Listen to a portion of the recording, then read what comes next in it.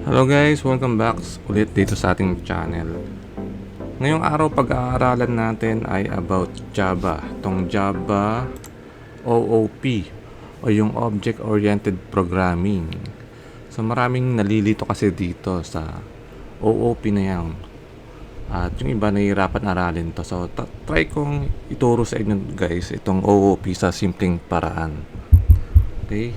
So actually madali lang naman siya intindihin. Sa una, medyo mahirap lang dahil maraming mga terminologies kayong kailangang aralin, no? Pero once na matutunan nyo to guys, so yung mga susunod na gagawin yung mga program sa Java, mas madali nyo ma-apply itong OOP o itong Object Oriented Programming na concept.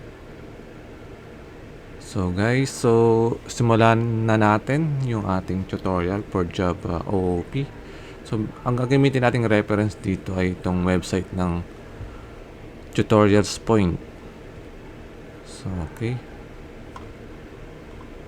Meron silang magandang explanation dito about Java OOP or dito sa Object-Oriented Programming. So, ano nga bang ang bumubuo dito sa Object-Oriented Programming? So, pansin nyo dito guys, meron ditong anim na concept.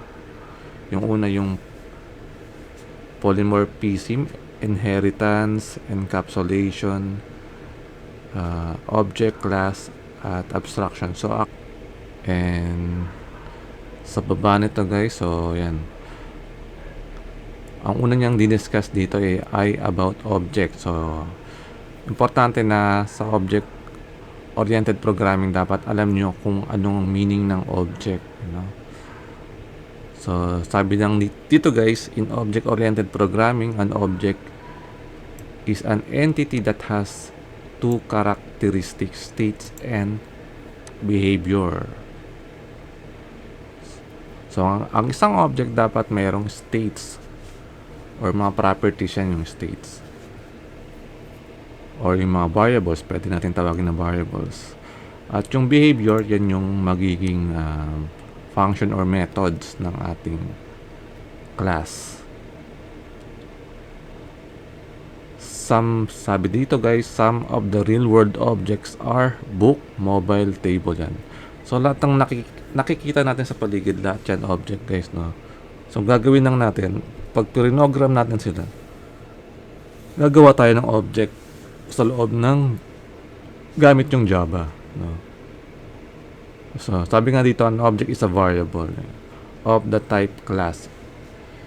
It is a basic component of an object-oriented programming system. So, yung object, ito pala yung pinaka-basic component. So, pag walang object, walang object-oriented programming system. At sabi rin dito guys, a class has the methods and data members. These methods and data members are accessed through an object. So, dito guys, para makapag-create tayo ng object, kailangan natin ng class. Kasi yung class, nasa kanya yung mga methods saka data members o yung attributes or yung states na sinasabi dito. So, tandaan nyo lang guys, bago kayo makapag-create ng object, dapat meron muna kayong class na create. Kasi yung class na yon, siya yung magsasabi kung ano yung mga methods, saka data members na gagamitin ng object. Okay? Kunyari, gusto nyo mag-create ng object ng book, so dapat meron kayong class na pang book, or mobile, or table, or computer.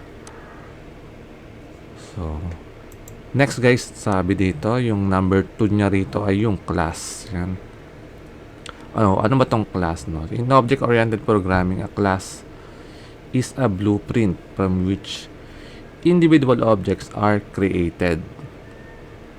So yun nga. Gaya na sabi ko, hindi kayo makakapag-create ng objects kapag walang class. Kasi yung class, yan yung blueprint o yung plano, di ba? Gaya ng paggawa ng bahay, di ba? Kung gagawa kayo ng malaking bahay, kailangan nyo ng blueprint.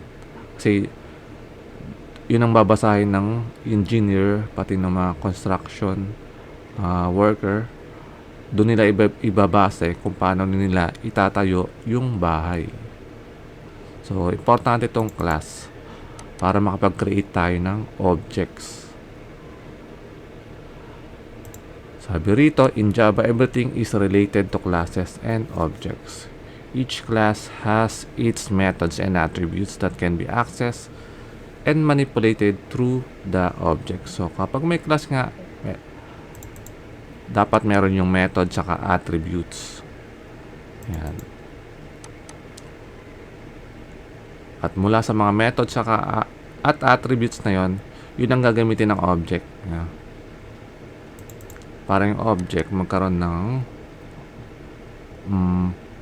functionality. Doon niya i-base kung ano yung methods at attributes na meron yung class. So, yung next concept dito guys, yung inheritance. Yan. So, di ko na i-discuss, di ko na babasahin itong mga nakasulat dito guys. So, i-go through lang natin kung ano yung mga concept niya rito. Itong pangatlo yung inheritance, pang-apat yung polymorphism, pang-lima yung abstraction, at pang-anim yung encapsulation. So, iisa-isahin natin tong apat na to. Okay? Maya-maya, isa-isahin natin kung paano silang gamitin sa Java. So, actually, yung ibang programming language, meron din silang ganitong mga concept. So, pare-parehas lang yan. Mamaya pag-aaralan natin kung paano sila gawin sa Java. So, sa baba, sinabi rin dito kung ano yung mga advantage of a Java OOP. So, ito yung mga ilan sa mga advantage niya. So, the implementation of OOP concepts are easier. The execution of the OOP is faster than procedural-oriented programming. So, actually, mas mabilis talaga kapag compared sa mga procedural-oriented programming. Mas mabilis yung mga OOP na mga programming language. Next dito, sabi ay OOPs provide code reusability so that a programmer can reuse an existing code. So, kapag gumamit kayo guys ng OOP, so pwede nyo yung i-reuse yung mga code ninyo para hindi na kayo mag-create ng panibagong code. So, yun yung tinutukoy ditong reusability ng code. And last, OOPs help us to keep the important data hidden. So, pag may mga importanteng data, so madali natin niyang maitatago gamit yung OOP. Lalo na kung may mga data kayong ayaw nyong paggalaw or mabago. So, mas maganda gumamit kayo guys ng OOP. So, alright. So, puntahan natin tong inheritance. Ano nga ba tong inheritance na to? Puntahan natin tong section niya ng Java inheritance. Yan, to. So, dito guys, mas malinaw yung kanyang pagkaka-explain about Java inheritance.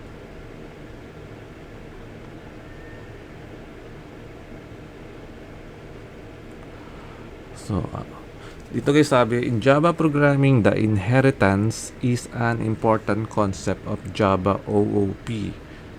Inheritance is a process where one class acquires the properties, yung methods, and attributes of another. So, ano bang pagkakaintindi nyo sa inheritance, diba? Ito yung tatagalogin natin ngayon yung minana, no? Pwedeng manahin, inheritance. So, sabi dito, ito yung proseso na kung saan yung isang class, meron tayong dalawang class, si class A tsaka class B, no? Si class B, pwede niya ma-inherit yung mga properties gaya ng methods saka attributes na galing kay class A.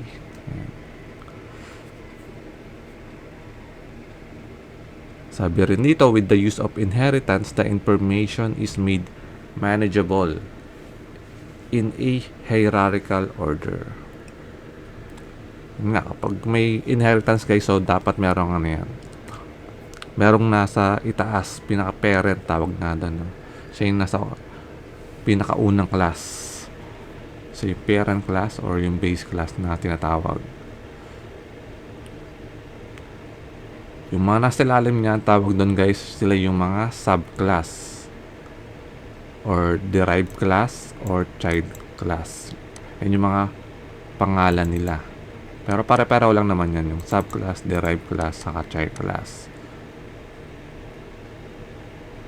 Yan, sabi nga dito, the class which inherits the properties of other is known as subclass. Yung other dito, ito yung pinaka parent class nila. No? Or tinatawag na superclass. Ito, meron siyang tatlong pangalan, no? Superclass, base class, saka parent class. Yan yung pinaka nasa taas, yung pinaka top na class. Kung saan naka-base yung mga subclass. Wala siyang magandang example dito. Basta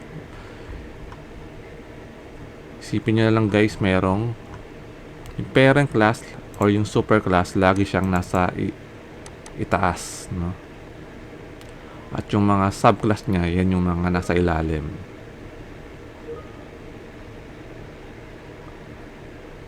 Yan.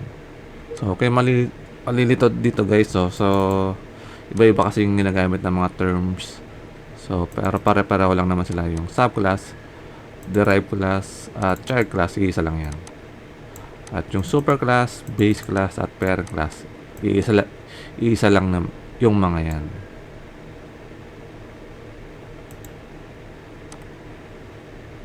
So, ito guys, tandaan nyo tong Java inheritance. Ito yung pinaka-importanting concept ng Java OOP. Yun nga, sabi dito, ito yung need of Java inheritance. So, kapag meron kang Java inheritance, pag gumamit ka nyan guys, so sabi dito yung code reusability ay mas madali, pati yung extensibility, saka implementation of method overriding, achieve abstraction. So medyo kung bago lang sa inyo to, so mamaya dadaanan natin isa-isa itong method overriding saka abstraction. So, ito yung code reusability, no? Sabi dito, ito yung the basic need of an inheritance is to reuse the features. So, yung features ay yung mga methods saka yung mga attributes. You have defined some functionality once. By using the inheritance, you can easily use them in other class and packages.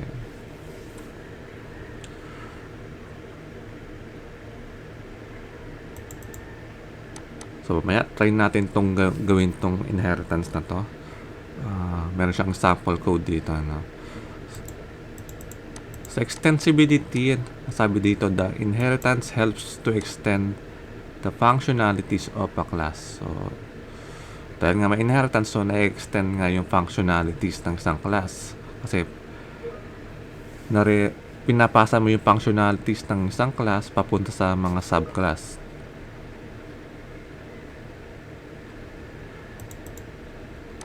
Itong at sa implementation of method overriding, sabi dito, ang inheritance is required to achieve one of the concepts of polymorphism, which is method overriding. So, mamaya sa polymorphism, madadaanan natin itong method overriding.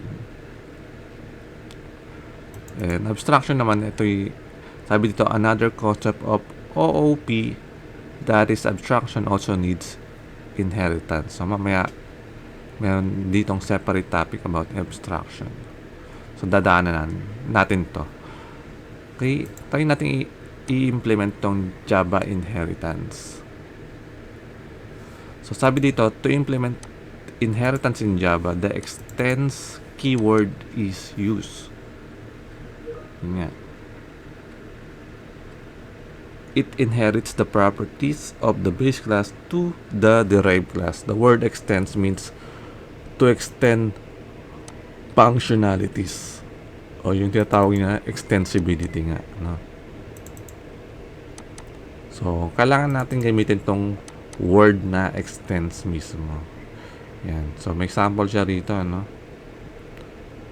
Meron sa taas, andito yung ating base class o yung parent class natin. Ang pangalan niya ay super. So, para magamit natin yung mga functionalities na meron si super class, dapat gagamit tayo ng word na extend. So, sa baba, may ginawa tayong class, no? Pangalan ay sub. So, gumamit tayo, guys, dito ng word na extends. Tapos, ang kasunod ng extends ay yung pangalan ng ating parent class. So, yung super. So, ine-extends natin yung super class. Yan. So, sa loob ng subclass, pwede na natin i-reuse yung mga features na meron yung super class. Yan. So, dito guys, merong example, no? Tayo natin pag-aralan to. Yung example niya dito. Ayan. Ay nating i-copy to.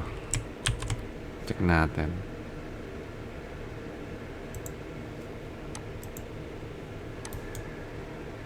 So, open natin tong ating Eclipse IDE. So, gawa lang tayo dito ng sample class. So, okay.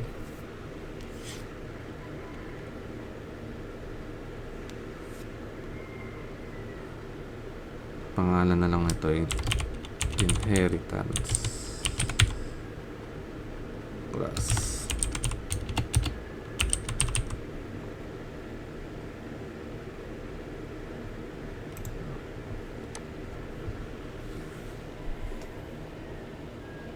Yun natin ang main method. Yun. Balikan natin to.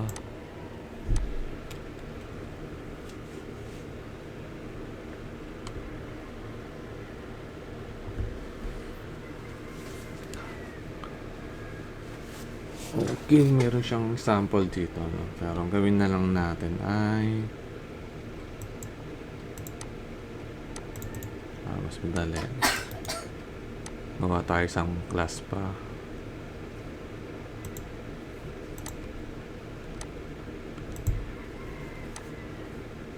So, ito yung gawin natin parent class calculation. Yan. Copyain natin yung naman ang calculation. Mas madali.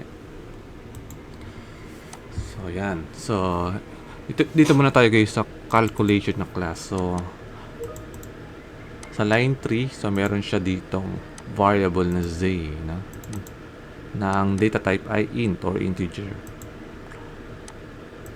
At ito yung tinatawag niya mga states or yung attributes, no? At meron siyang ginawa ditong dalawang method. Yung method dyan yung tinatawag ding behavior ng isang class. So, meron siyang dalawang behavior or methods. Ito yung addition tsaka subtraction. So, sa addition, so pwede tayo magpasa dito guys ng dalawang parameter. So, x and y na parehong int. Ang gagawin niya lang, i-add niya lang yung dalawang variable na yun, x and y. Tapos, yun na magiging value ng ating z dito. At, yan. Meron siyang system out print line dito. Sabihin niya kung ano yung sum. Same then with subtraction. So, isa-subtract niya lang yung dalawang integer dito, yung x and y. And then, magsisystem out print line siya sa ibaba. Ayan. I-display niya yung result ng z. Try natin i-extend itong class na calculation. So, ito yung magiging parent class natin. Save natin muna to. At dito sa inheritance class, gagawin natin guys, i-extend natin. So, gagamit tayo ng word na, sabi dito yung word na extends. No? Yan. So, extends lang natin.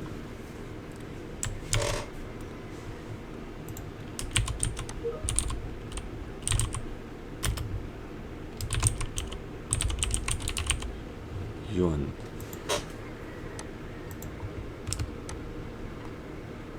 Balik tayo dito. So, copyin natin tong multiplication na method. Yan. Yan. So, dito sa inheritance class natin, in-extend natin yung calculation at nag-create pa tayo ng panibagong method. So, ito namang multiplication. So, napansin nyo guys, yung z, hindi natin dineclare sa itaas, no? Ibig sabihin, dahil in-extend natin yung calculation na class, pwede nating i-reuse yung variable na z na meron dito sa calculation. Kaya napansin nyo, hindi siya nag-error. Pero kapag ginawa kong pag ginawa nating ibang letter yan, kunyari A, yan. Tingnan nyo, may lumalabas na error, di ba? Cannot be resolved to a variable. Pero kapag letter Z, okay lang. Kasi yung parent class natin, meron siyang variable na Z. Yan yung kagandahan ng inheritance. So, dito, minultiply natin yung value ng x and y. Ito yan guys, yung x and y. At sa baba, ayan, meron ding system out print line. Di-display naman natin yung product ng the product of the given numbers, which is yung z nga, yung value ng z. Okay.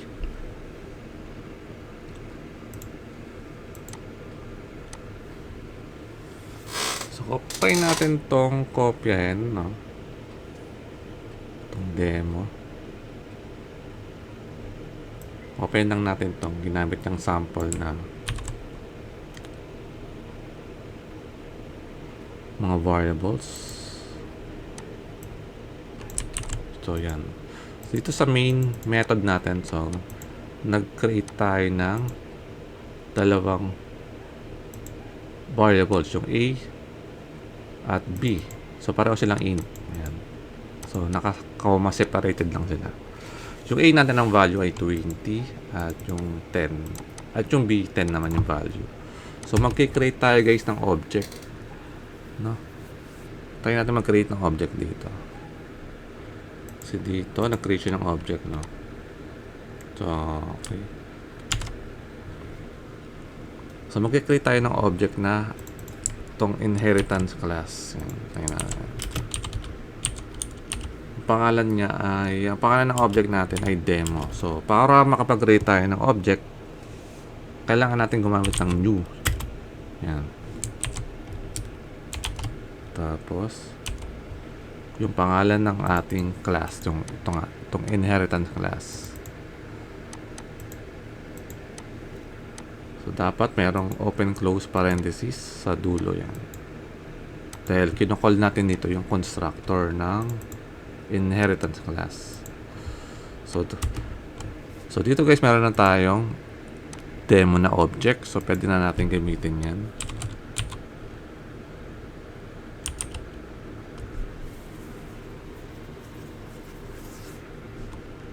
At kapag clinic ko yung dot yan, so makikita nyo, ito yung mga available na mga attributes saka or variables saka methods, no? So, napansin nyo, nandito yung addition saka yung z, no? Pati yung multiplication at subtraction. Balikan natin to. So yan.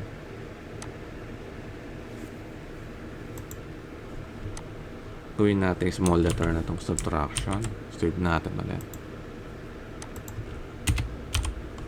Yan. So, nandito yung addition, multiplication, at subtraction. Try natin tawagin tong addition. Yan. So, yan. Automatic, no? Dinagay niya agad yung A tsaka B. Kasi ito lang naman yung dalawang integer na meron sa main class natin.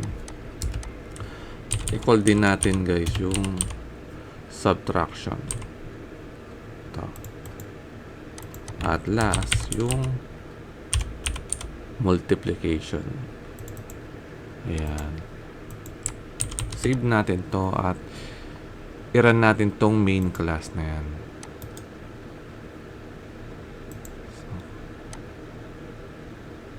So, click nyo lang, run as Java application. Ayun. So, napansin nyo, ayan, nag-run yung ating program at ang display niya yung sum, which is 30, no? Yan yung sum ng A and B. At yung difference ay 10. At kapag minultiply naman natin, yung A and B, so 200 yung sagot. So yan guys yung example ng inheritance.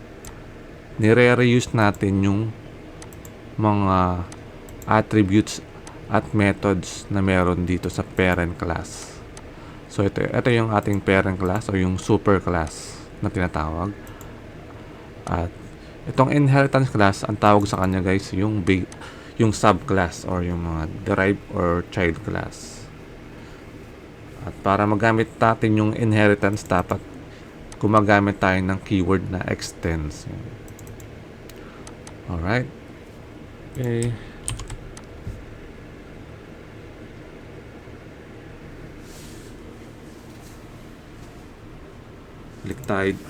Balik tayo dito guys. So next, pag-aralan na naman natin ay etong polymorphism. So medyo mahirap tong aralin. So isa-isahin natin to guys, no? Ano nga ba tong polymorphism sa Java? Okay, may definition siyang nilagay dito. Ang sabi dito, polymorphism is the ability of an object to take on many forms.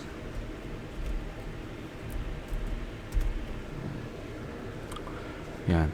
Polymorphism is an important feature of Java OOP concept, and it allows us to perform multiple operations by using the single name of any method or interface.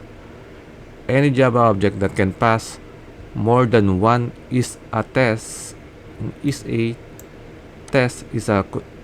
considered to be polymorphic. In Java, all Java objects are polymorphic since any object will pass the is_a test for its own type and for the class object. So, kung naintindihan nyo to guys, so congrats, kasi yung una ko tong binasa, medyo naguluhan ako, ano? Kasi medyo yung malalim din yung kanilang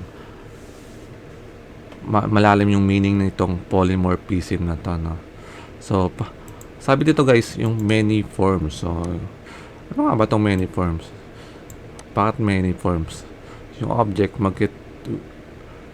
to take on many forms. So, magkakaroon siya ng maraming forms. So, mamaya malalaman natin kung bakit sinabi niya na many forms, no? Saka, ano ba tong is_a na yan? Yan. Sinasabi niya rito, lahat ng Java object ay polymorphic. So, punta natin itong mga definition niya sa ibaba, pati yung example para mas maintindihan natin itong para saan ba itong bakit nga sinabing object will take on many forms, saka yung is a na yan. So, sabi dito guys, the most common use of polymorphism in OOP occurs when a parent class reference is used to refer to a child class object. It is important to know that the only possible way to access an object is through a reference variable. A reference variable can be of only one type. Once declared, the type of a reference variable cannot be changed.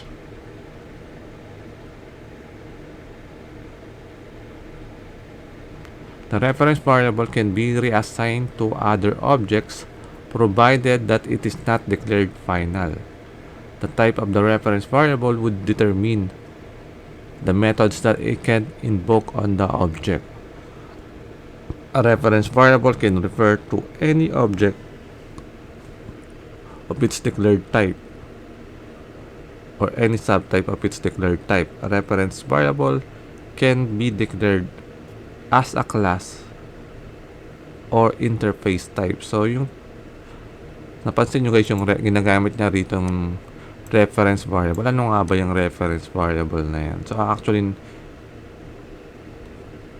ginamit na natin yung guys, no? So, yung reference variable. So, natatandaan nyo tong demo. So, ito guys, example to ng isang reference variable. Yan.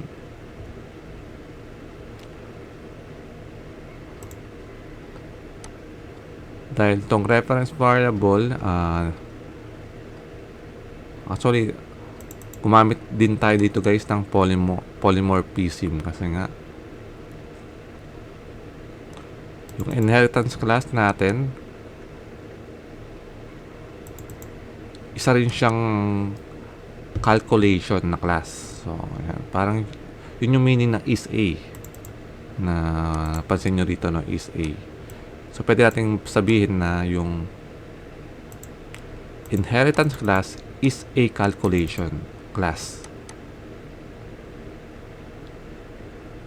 So, bukod sa pagiging isang inheritance class, pwede rin natin siyang tawagin na calculation class. Yun yung tinatawag na maraming forms. So, actually itong demo, pwedeng ang data type nito ay maging calculation actually. Yan. Hindi yan mag-error. Kasi itong inheritance class ay subclass ng calculation. Kapag subclass, so pwede yan, ina-allow yan ng Java. Yan.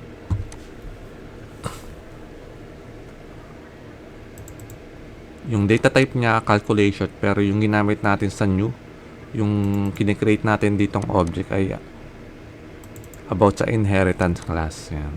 So, mag-error nga lang tong multiplication. Bakit? Kasi nga, sa calculation, wala tayong naka-define dyan na calculation, na multiplication. Yung multiplication, naka-define dito sa inheritance class. So, tandaan nyo guys, kung ano yung ginamit nyo dito ang data type, kung ano yung meron siyang mga methods, tsaka variables, yun lang yung pwede nyong i-reuse, no? So, dito hindi natin pwedeng ma-access yung multiplication. So, ibalik natin sa dati, gawin natin inheritance class. Yan. Para ma-reuse natin yung method na multiplication. Ayan.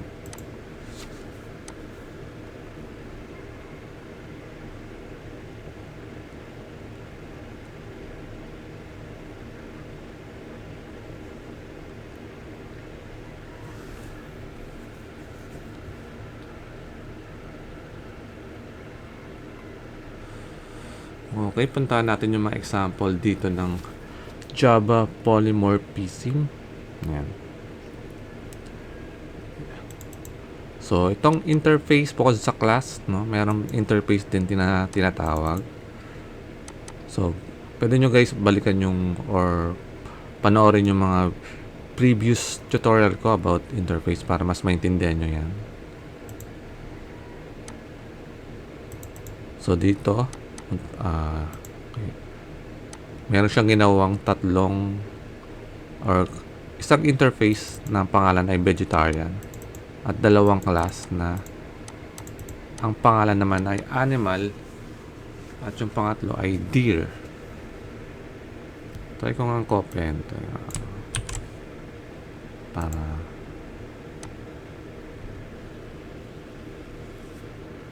lang pwede natin try ko sa baba.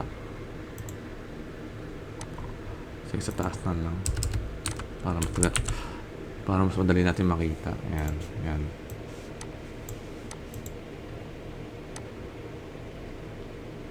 Yan. So, nag-error lang siya kasi sa isang file ko lang sila pinagsama-sama. So, nilagay ko lang para mas madali natin makita. So, dito guys, meron tayong vegetarian na interface at class na animal. Ayan. At ito yung parent class, no? So, gumawa tayo ng isa pang class, yung deer. Ito yung magiging subclass natin. So, in-extend niya yung animal na class. At in-implements niya yung vegetarian na interface. So, kapag mayroong interface guys, tandaan nyo, implements yung keyword na gagamitin para ma-inherit natin yung mga properties or yung mga states and behaviors na meron tong interface na vegetarian. So, yan. So, pag inheritance extends, no? At extends kapag class kasi. Pag interface naman, so implements naman ang gagamitin natin. Yan. Actually, implements yan. Kasama rin siya sa inheritance kasi ini-inherit din naman natin yung kung ano yung meron sa interface ng vegetarian. So, sa ngayon, wala siya, blanco lang yung naman ng vegetarian. No? So, wala siyang kukuha. So, balik tayo dito guys, no? So, now, the deer class is considered to be polymorphic since this has multiple inheritance. Yun nga. Gaya na sabi ko, yung implements. Pag nag-implement ka ng interface, so gumagamit din tayo ng inheritance. So, lahat daw to true. Lahat ng statement na to ay true. Yung deer, yon, dito niya ginamit yung is a, no? Is a animal, which is true. Bakit? Kasi yung deer, in-extend niya yung animal.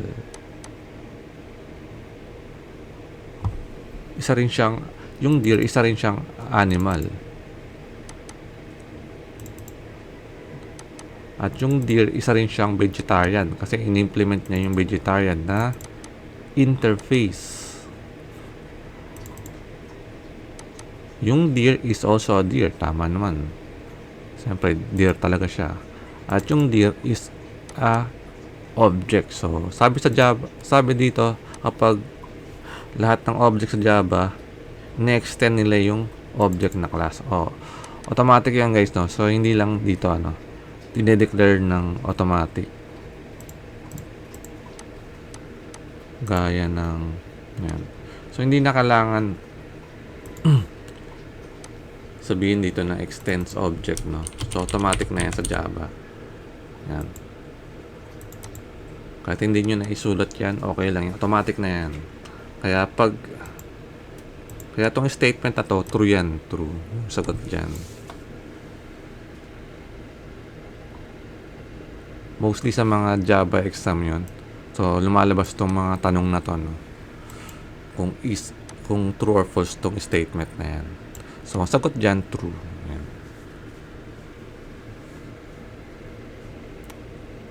So, actually, yung polymorphism, so meron siyang multiple inheritance. So gumagamit din siya ng inheritance. So multiple nga lang, kaya poly, no, means many. Yan. Many forms. So napansin nyo yung deer, marami siyang forms, marami siyang uri. Bukod sa pagiging deer, pwede rin siya maging animal, pwede rin siya maging vegetarian, at pwede rin siya maging object. Yan.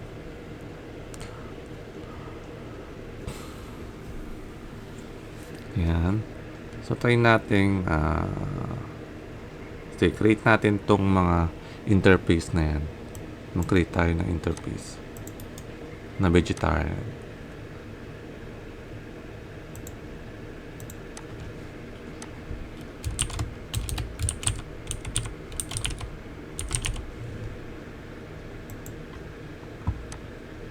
Yan, meron na tayo.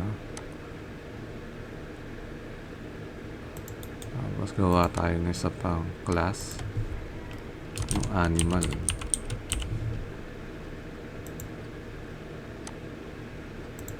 At last yung deer. Gawa tayo.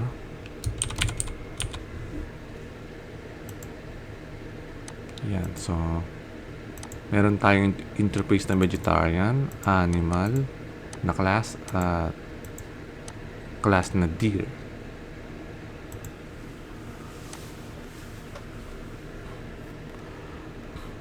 So, burahin natin to.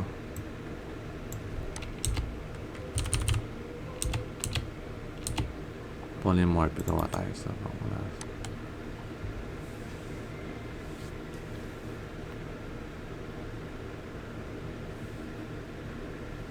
So, dito na lang tayo sa deer pala. Hindi tayo ng lipat.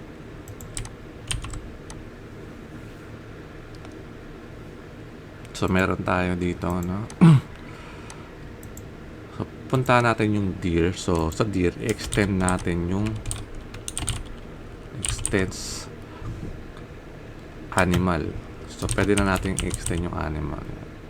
Tapos, implements yung vegetarian na interface. Na vegetarian pa. Yan. Vegetarian na interface. Tama. Yan. So, nakita nyo? So, ganyan lang guys kadali, no? Gumamit ng polymorphism sa Java. So, kapag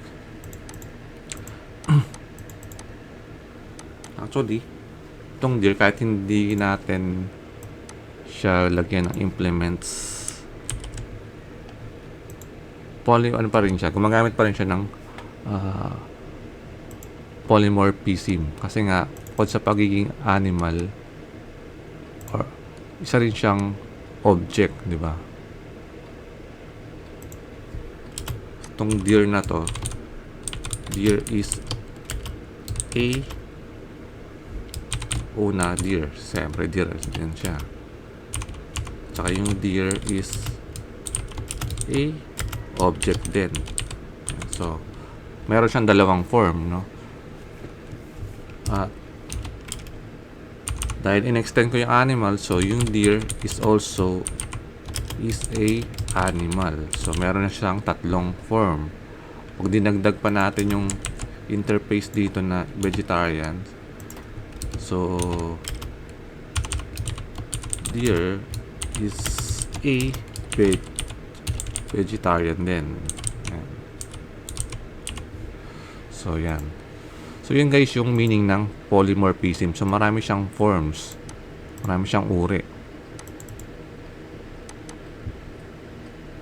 Yun lang yung pinaka meaning talaga ng polymorphism. Yan yung kagandahan ng polymorphism sa object-oriented programming. Okay. Yun lang yung importante doon. Ito pa.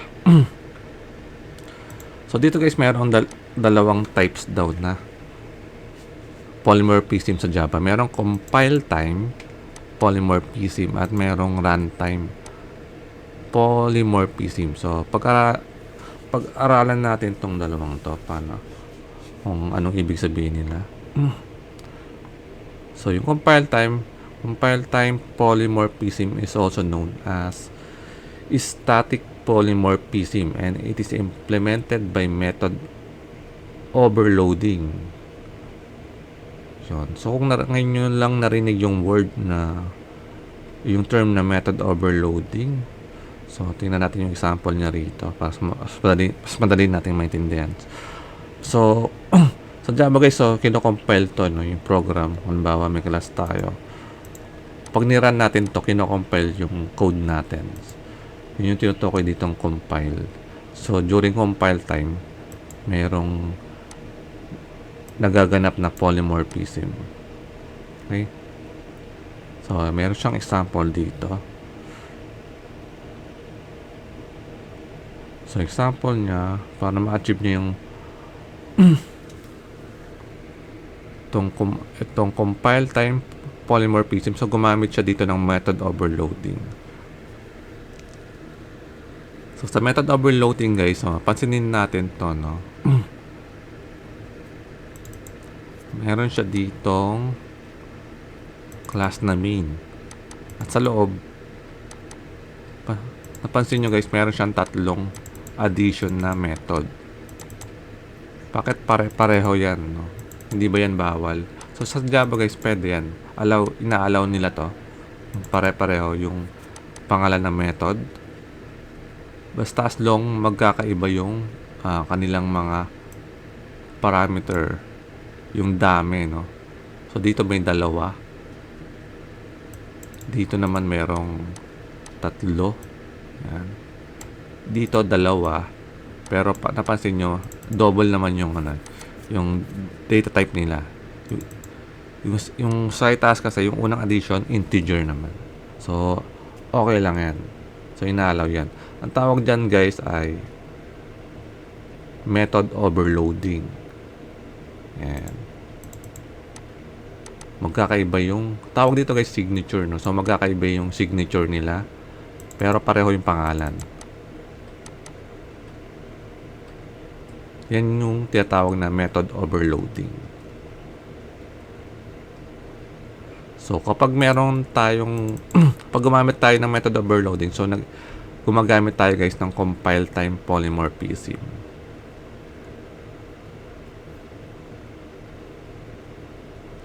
So, in-execute niya lang dito guys, no. So, nag-create lang siya ng object dito. At kinol niya lang yung mga overloaded methods. Yan, addition. Napansin nyo, nagpasa siya ng dito integer, no. At sa isang addition naman na method, nagpasa siya ng tatlong parameter. At sa last, yung gumamit siya ng double dito, 10.15 tsaka 20.22. So, pag double, yan yung gumagamit ng mga decimal. So, yan.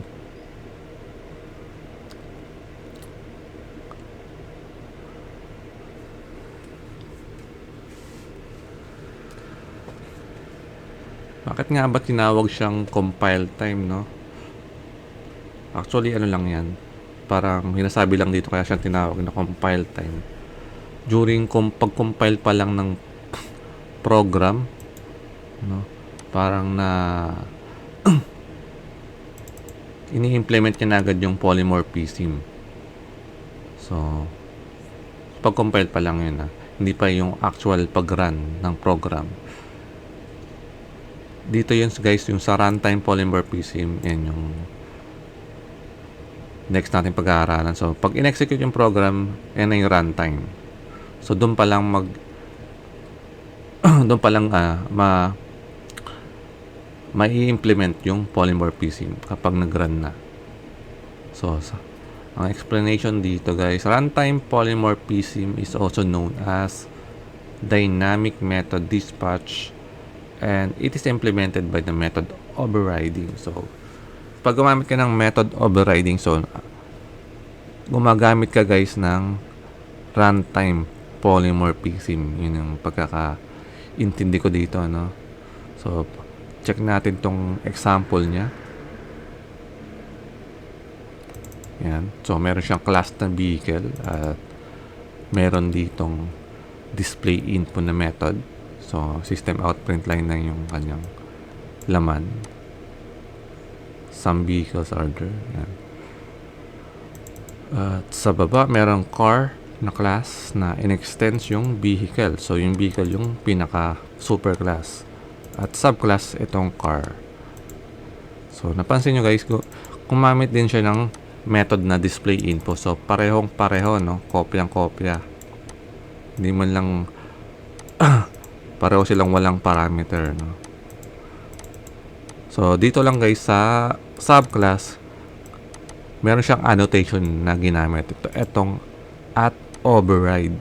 Yan. So, tawag dito guys, annotation yan. So, basta merong at sign sa unahan pala. Yan.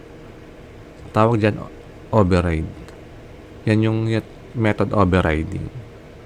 So, kinokopya mo yung buong signature ng class. Sabihin, pareho yung pangalan, pati yung parameter. Same na same. So, kinokopya mo yung method na meron sa parent class. Yan. So, pagdating sa subclass, pag kinopya mo yung method na meron sa superclass, so dapat required lagyan mo ng override para alam ng Java na ginagamit mo tong method overriding. And then, meron pa siya ditong bike class. In-extend niya naman yung vehicle din na superclass. So, yan, napansin nyo. In-override niya ulit yung display info na meron sa ating superclass na vehicle.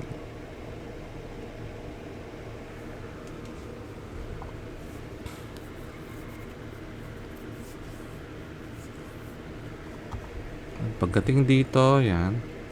Try natin tong para mas maganda. Copy natin. Create tayo ng vehicle na class. Meron na ba tayong vehicle dito?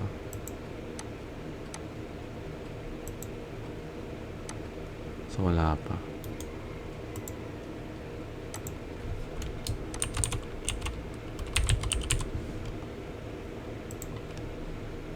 Wala tayong vehicle.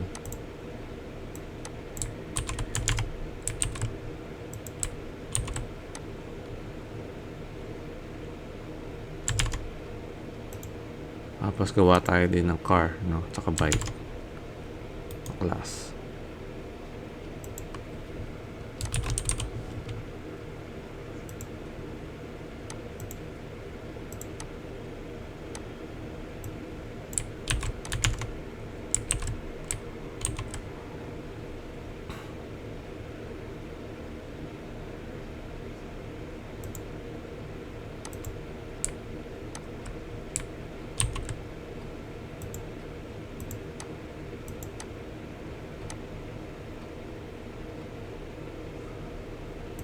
So, dito guys, so kailangan natin, napansin nyo nag-error tong display info. Bakit? Kasi nga, di pa natin in-extend. Extends vehicle.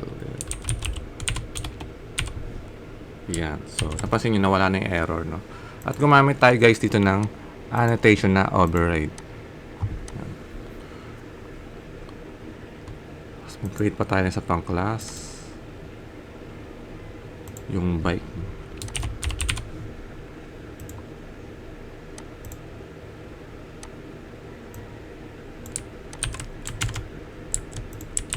Kaya pa bike. Yan. So, kailangan din natin i-extend. No?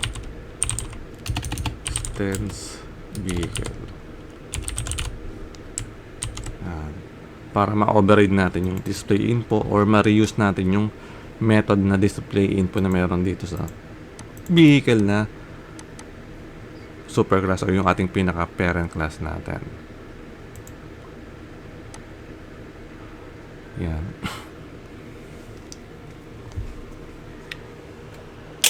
So, tayo natin mag-create dito, no? Ang main class.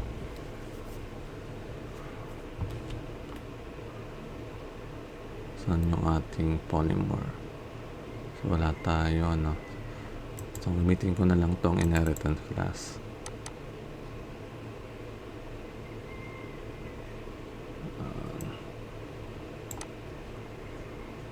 Okay, gawa na lang tayo ng bago para hindi magulo. Polymorph PC.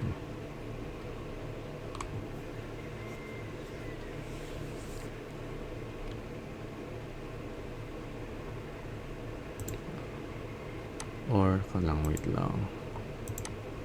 So na tayo mag-create sa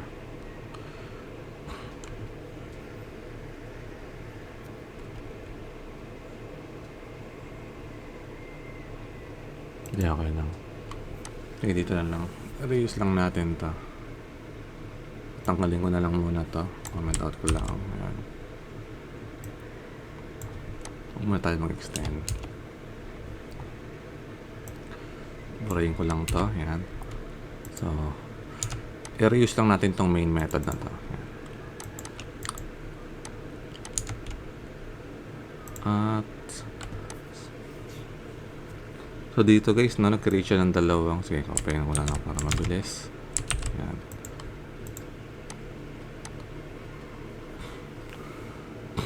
So, napansin nyo guys, nag-create tayo ng dalawang variable or reference variable. Itong B1 saka V2. Yung una, new car, no? At yung kanyang data type ay vehicle. At tawag dito guys ay upcasting, no?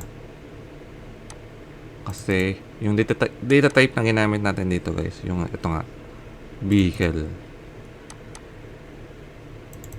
So tawag dyan ay upcasting lang. So huwag nyo munang isipin yan. So basta meron tayo dito ng dalawang variable. So pag ginamit ko yung B1 tapos niran natin yung display info, yan. Compare natin yung result. Display info. Save natin to. So, basta tandaan nyo yung B1. Ito ay object ng car. Yung B2 object ng bike.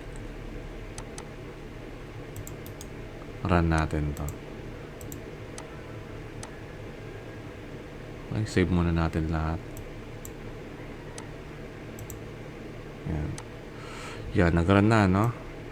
So, yung object natin na car, dinisplay niya yung I have a car, which is correct. Yan talaga yung i-display niya sa loob ng display info. At sa pangalawa, I have a bike, dahil siya ay object ng bike. Na ito rin yung ito yung naman ang display info na meron sa bike. So yan guys yung paggamit ng runtime polymorphism. So, paggagamit kayo ng override na annotation. So, gumagamit tayo ng runtime polymorphism. Alright. So, yan yun guys. So, babang magandang importanteng. So yung iba dito okay lang, para okay, pare-pareho lang naman.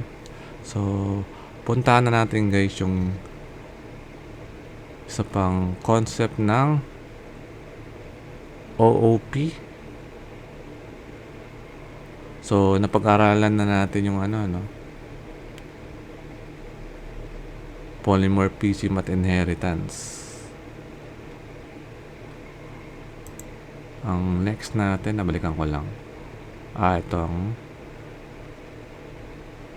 abstraction at encapsulation. Okay. Abstraction, so madali lang din naman to.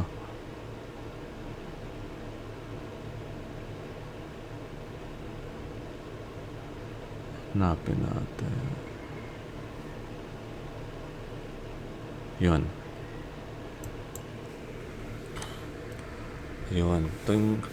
Okay, pag-usapan natin tong Java abstraction.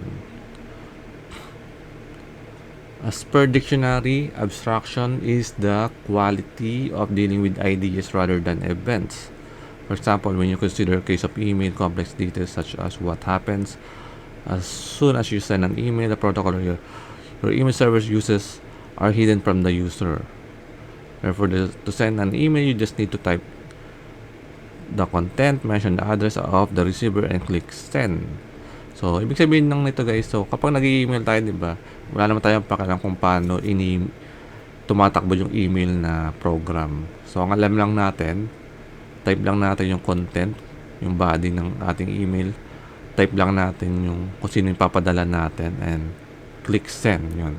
So, tawag doon guys, abstraction. So, wala na tayong pakialam kung anong nangyayari sa behind kapag na-click na natin yung send, no?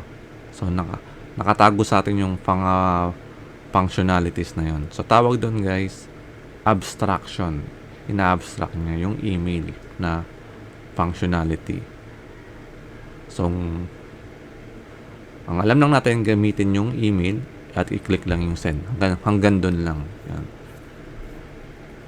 So, sa Java, sabi dito, Java abstraction is a process of hiding the implementation details from the user. So, yun nga, tinatago natin yung kung paano ini-implement. Only the functionality will be provided to the user. So, one functionality na example nito yung send lang, no? Kung send yung send na functionality, yun lang yung pwede nating ipagamit sa user. Yun yung pwede nating i-provide. Pero behind that, after mo mas click yung send, so nakatago na yun, naka-hide na sa user. Yun yung tinutukoy ditong hiding the implementation details.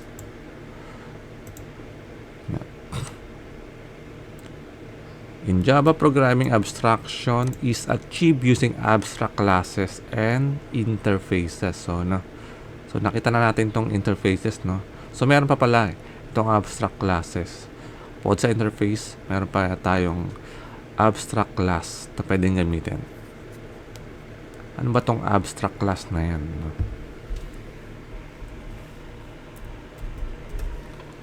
So sabi dito, Java abstract class, yun. A Java class which contains the abstract keyword in its declaration is known as abstract class. So, as long meron siyang keyword na abstract, so may example dito, yan. Itong class na employee, napansin nyo meron siyang keyword na abstract after ng public. So, dahil meron siyang keyword na abstract, automatic itong class na to abstract na yan. Yan. So, meron siya ditong nilagay na mga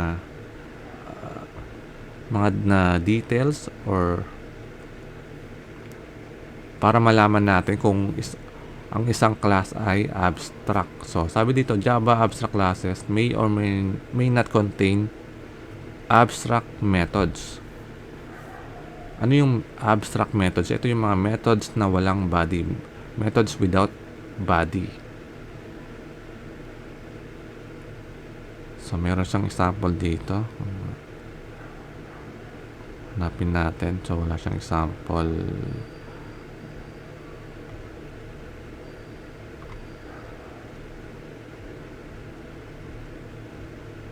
Wala lang niya. Okay, mamaya natin balikan. Basta ganito lang itsura. Okay. Yan, kunyari public void get. Hanggang dyan lang. Kasi may semicolon sa dulo. Yan. Abstract method na yan. Kasi wala siyang wala siyang body. So, kung pupuntahan ko to, pag binura ko to, yan, abstract method na yan. Kasi wala namang, tanggalin ko lang tong curly brace. Yan. At may semicolon lang, yan. Abstract method na yan. Tawag dyan. Okay. But if a class has at least one abstract method, then the class must be declared abstract. Yan. So, sabi dito, kapag meron kang ganitong method, kapag meron kang at least one abstract method, dapat yung class i-declare mo na abstract. Naribayin natin to. Kunyari yung pangalan niya lang ay display. Ayan. So nakita nyo, nag-error pa rin siya, no? The method requires a body instead of a semicolon. At meron siyang dalawang fixes dito. Ang una yung mag-add ka ng body. At yung pangalawa, change bike display to abstract. Ayan. Ayan. So kailangan natin palang lagyan din ng keyword abstract. So ayan. Dinagyan na natin. Pero may error pa rin, no? Baka. So yung solution niya dito, make type bike abstract, o yung itong class natin gawin nating abstract. So lagyan natin ng abstract. Ayan. So napansin nyo, no? Nawala na yung error sa display method natin. So dineclare natin na abstract yung class. So ayan. Kapag yung method, guys, walang body, ayan, gaya nito, at meron siyang keyword na abstract, so abstract na yan. So itong buong class na to ay isang abstract class, no? So balik tayo dito. If a class is declared abstract, it cannot be instantiated. So bawal siyang ma-instantiate, no? Try nga natin. So class na to ay bike. Balik tayo dito sa ayan. So napansin nyo, guys, ng error to, no? Kasi sinusubukan kong ma-instantiate yung bike na class. Pero dahil yung bike natin ay isang abstract, so bawal na siya. Kaya nag-error to. So yun yung meaning ng cannot be instantiated. So tandaan nyo, kapag yung class dineclare mong abstract, hindi na siya pwedeng ma-instantiate. Okay, to use an abstract class, you have to inherit it from another class. Provide implementation to the abstract methods in it.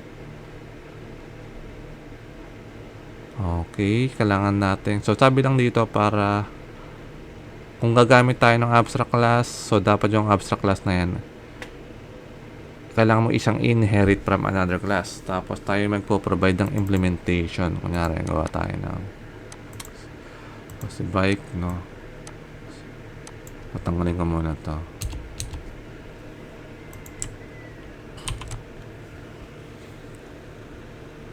Kasi bike. Gawa tayo ng sa pang class. Kasi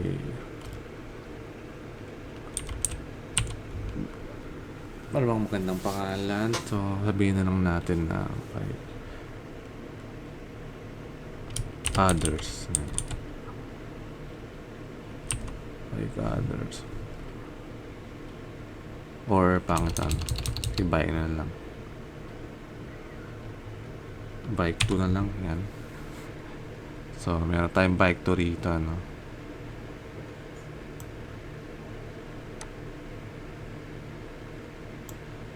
Gawa tayo niyan. Yan. So, yung bike natin dito, guys, so abstract class yun, no? Abstract class yan. So gagamit tayo na extends pa rin. Extends bike. Yan. So pansin nyo, namumula siya, may error, no? Ang fix niya rito, add unimplemented method. So click lang natin yan. So yan. Dahil in-extend ko tong bike na to, yung bike na to ay isang abstract class. So, dahil in-extend ko siya, required ako na ako yung mag-i-implement ng display na method. Diba? So, dapat mag-ano ako. Ako mag-i-implement nito. Ano?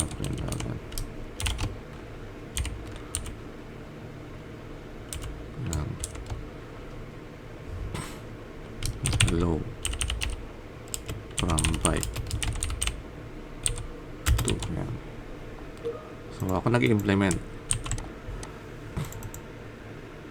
Tandaan nyo sa bike, sa Sa abstract class na bike, walang implementation yan. Dahil ako yung nag-extend, si bike 2 yung nag-extend nito. Si bike 2 yung may responsibility na lagyan ng implementation tong method na display. Yan, i-override niya yan. Tapos, siya yung maglalagay ng implementations sa loob. Or siya yung maglalagay ng body sa method na display. So, yan guys yung paggamit ng abstract class. At last, sabi rito, if you inherit an abstract class, you have to provide implementation to all the abstract methods. Yun nga. Yun nga yung ginawa natin, no? So, tayo nag-provide ng implementation dun sa mga abstract methods. So, pwede pong marami yan, no? Pwede hindi lang yan.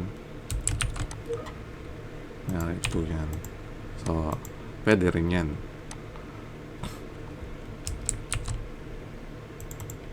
At sa loob ng abstract class, siyempre, pwede rin maglagay guys ng ano dyan. ng hindi abstract na method, no? So, yung normal method lang. So, pwede yan. Kasi itong class na bike, class pa rin naman siya. So, pwede siya magkaroon ng mga normal na methods. Kaya nito. Ayan. Pwede kayo maglagay ng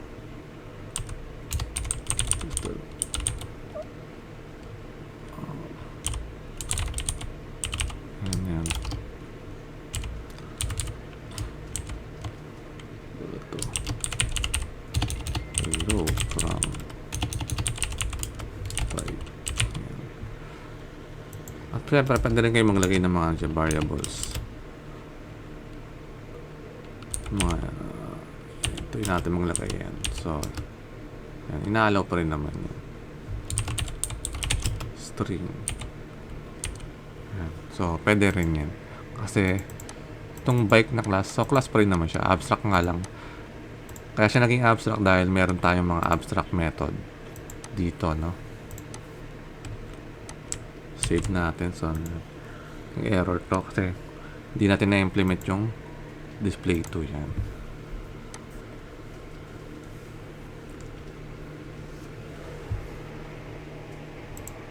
So, yan guys, yung abstract class, no? So,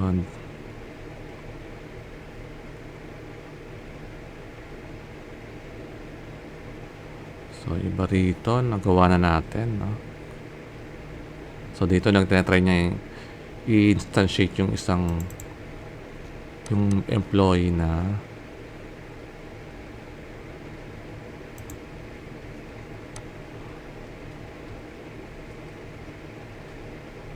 lang. Check nga natin itong sample nila. Pag-aralan din natin. So, this section provides you example of Java abstract class. So, yun nga. So, meron lang siya ditong class na employee. Yun nga. Sa loob may mga normal na variables. Name, address, number. Puro naka-private lahat, no? Kaya siya meron ditong mga getter and setter. Get names. Saka set. Set name. Meron ba siyang ginawang ano lang, get name, get address, tapos set address, get number lang. Okay. So, ito yung kanyang abstract class, yung employee. Tapos, sabi rito, you can observe that except abstract methods of the employee class is same as normal class. Yun nga. Parang normal class din naman siya. No, abstract, but it still has 3 fields, 7 methods, and 1 constructor. Yan.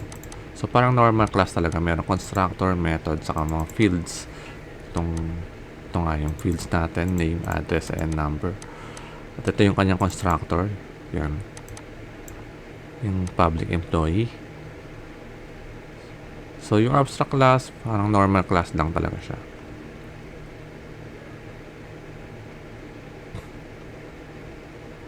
At dito sa okay, tinatry niya ma-instantiate yung employee, which is bawal, no? Hindi siya i-allow, mag-error to. Kaya sa baba, no? Ito yung error niya, no? Ayan. Employee's abstract cannot be instantiated. Okay. Inheriting the Java abstract class. So, paano ba to? We can inherit the properties of employee class just like concrete class in the following way. So, yan. Ngayon sabi ko dahil parang normal class lang naman siya. So, pwede siyang ma-inherit. So, pwedeng gumamit ng extends nga. Gaya ng ginawa natin dito. No? In-extend natin yung bike na class. Which is also an abstract class. No? Tapos,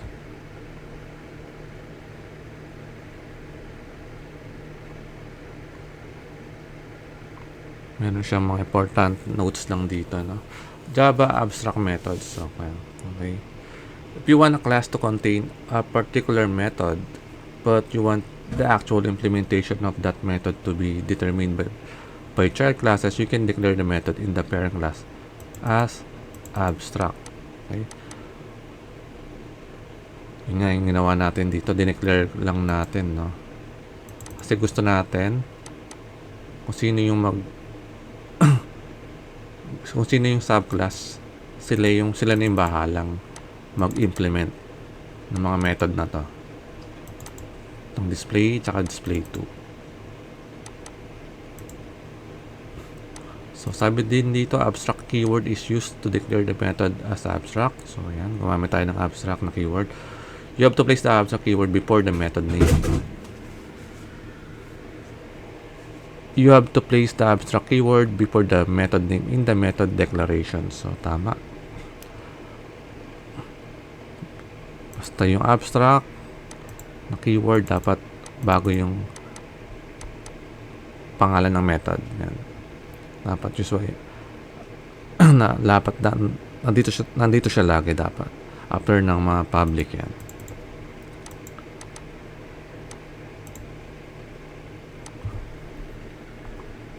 Gaya dito rin sa abstract na after ng public, tapos before ng double, tsaka na yung method name. And abstract method contains a method signature but no method body. Yun. Wala siyang method body. Instead of curly brace, an abstract method will have a semicolon lang. Yun nga, kailangan natin tanggalin yung curly brace kasi nga walang body. So, semicolon lang yung nasa dulo niya.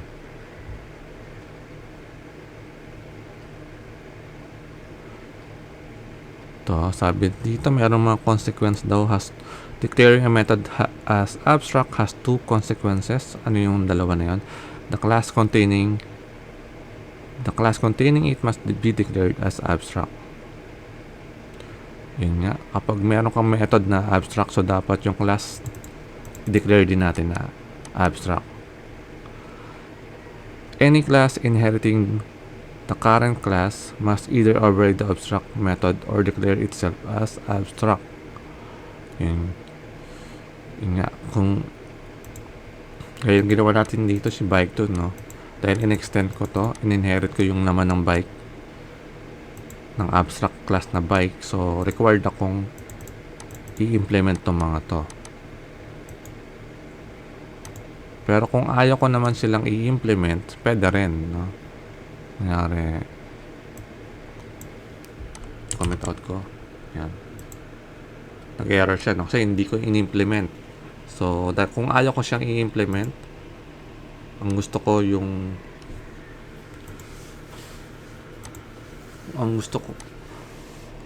kung sino yung mag-inherit itong bike to, siya na yung bahalang mag-provide ng implementation sa mga abstract class na to.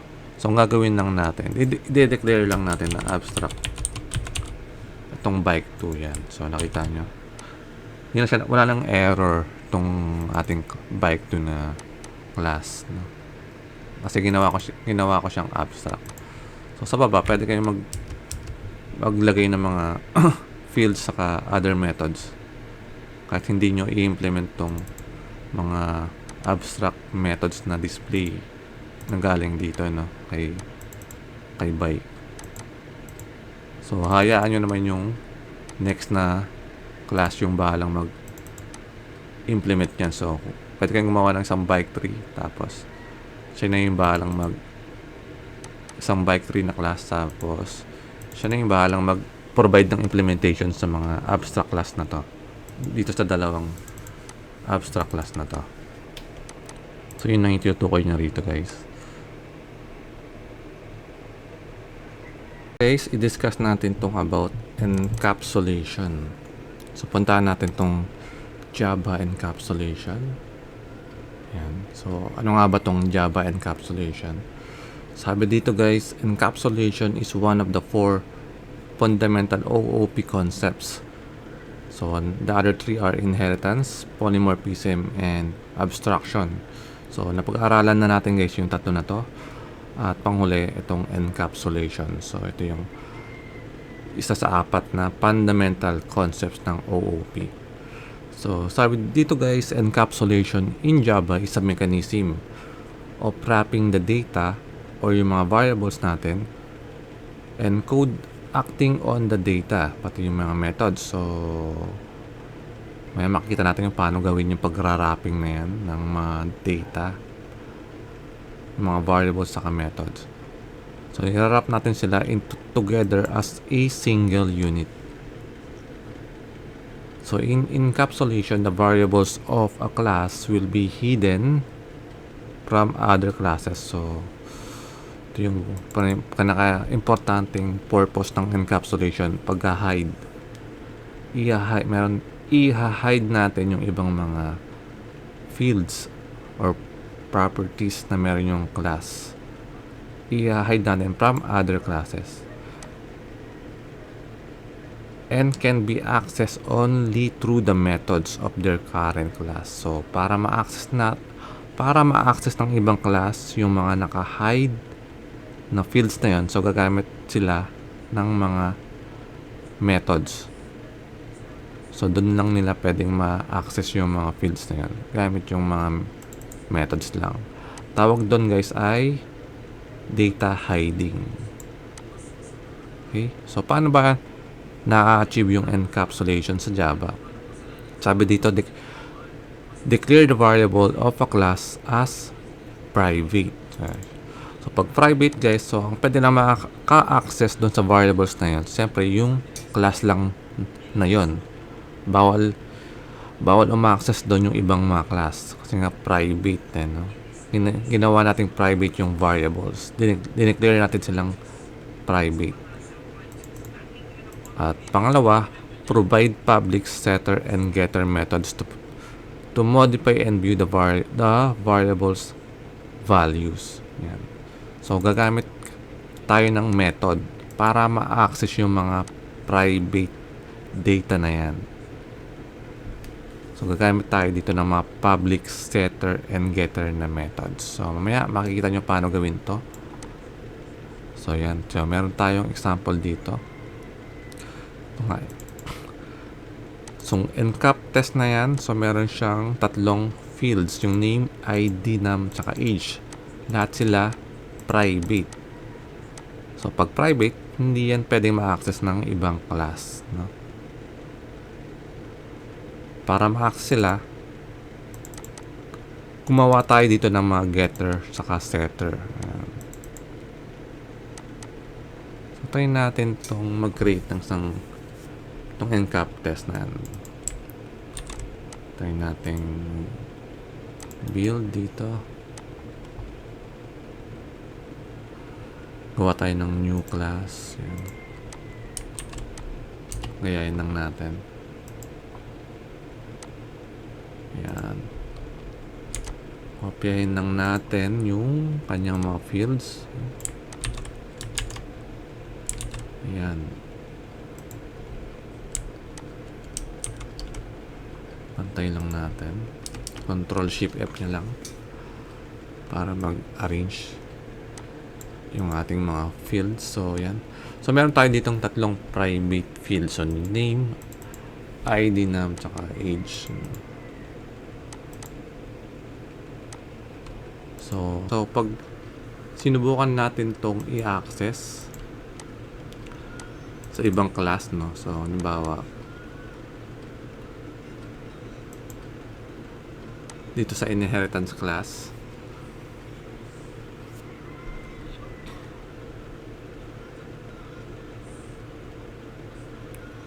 captors,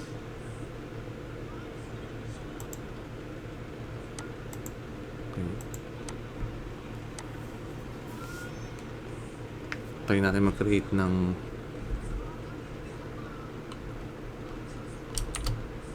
inheritance class na object dito.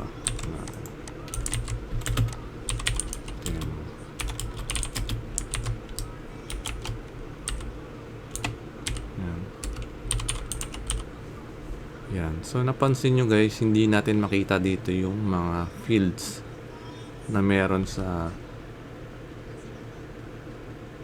encap test, no?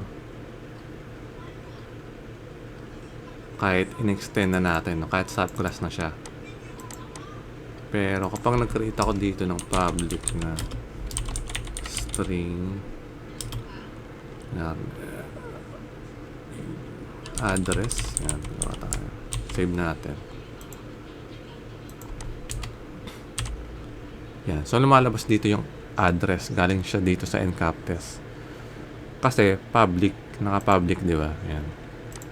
Pero itong mga private, hindi natin ma-access.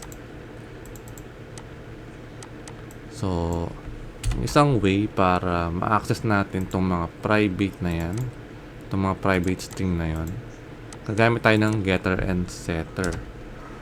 So, dito sa Eclipse, pwede nyong meron ditong shortcut, no? Yan, sa source. Tapos, hanapin nyo dito yung generate getters and setters. Yan. So, gawa natin ng itong mga private fields natin. Gawa natin ng getter and setter. Generate tayo. So, yan. So, nakita nyo. Yan. Save natin. So, yan. Meron tayong getter saka setter para sa name. Yan.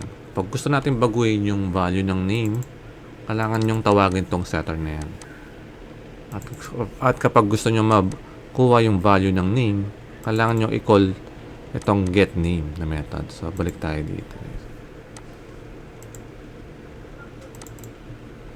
Okay. Try natin gamitin yung demo na object natin dito. So, nakita nyo guys, yan. Meron ditong get name, saka set name, pati rin yung set age, no? Set ID name, andito na rin. Ayun, yung mga getter setter nila. So, yun lang yung available sa atin. So, dyan lang natin pwede ma-access tong mga fields na to. Kunyari, itong tatlong fields na to, ito yung mga tatlong fields na gusto nating i-hide sa ibang class. Ayan. So, para hindi nila ma-access yan directly, gagawin nating private. At gagamit lang tayo guys ng getter and setter na mga methods. Kunyari, mag-set name tayo. Ayan.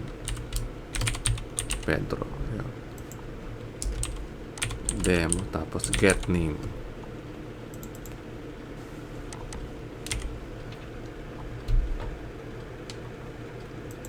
Pasa natin tong get name, may value to, ano.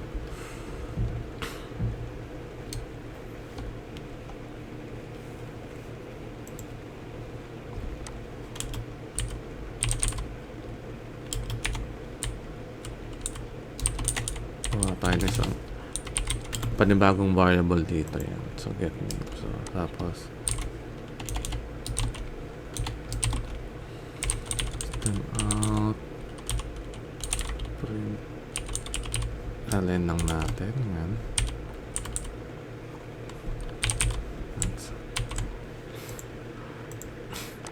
So, ginawa natin dito guys, kinol natin yung set name na method at kinol din natin yung get name na method at inassign natin sa isang variable na name. At ipiprint natin, no? So, try natin i-run to guys.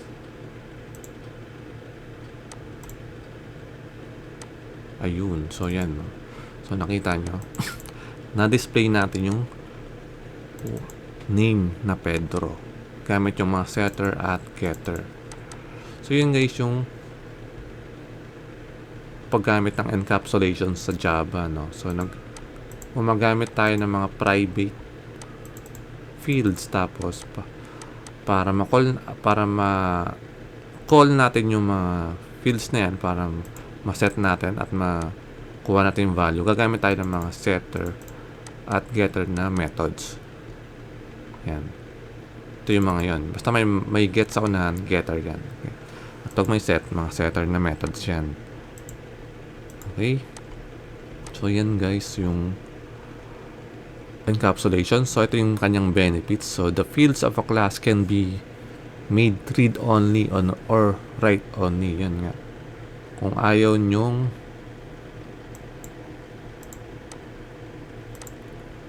mabago yung value, so, pwedeng walang setter. So, getter lang yung gagawin nyo rito. So, pwede nyong burahin tong setter na yan.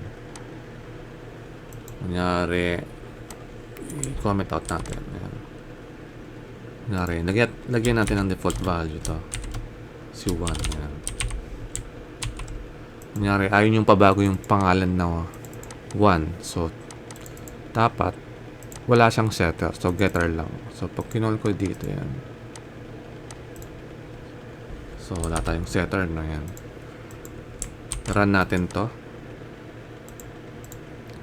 So, yan. Ang lalabas lang yung 1. So, ibang class, bawal sila mag-set ng bagong name. No?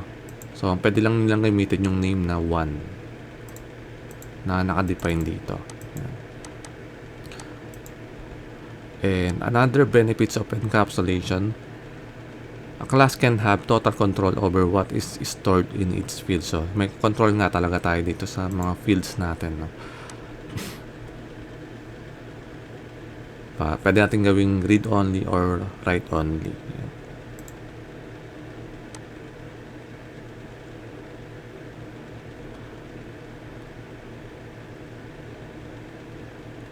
So, kapag write-only, so, mga puro setter lang yan. Yung methods na meron ka. So, yan. Yan lang naman yung encapsulation. So, yun guys yung purpose ng encapsulation, no? Ina-hide nyo lang yung ibang mga data hidden from other classes. So, yun nga. Yung variables of a class will be hidden from other classes and can be accessed only through the methods of their current classes. Yun yung mga getter and setter na methods natin. So yan guys yung mga concept ng Java OOP o yung Object-Oriented Programming. Yan. Tandaan nyo lang to guys, itong object, class, inheritance, polymorphism, abstraction, at encapsulation. So ito yung mga importanteng concept ng Object-Oriented Programming. Okay, maraming salamat sa inyong panonood. Magkita-kita ulit tayo sa mga next Java tutorial ko.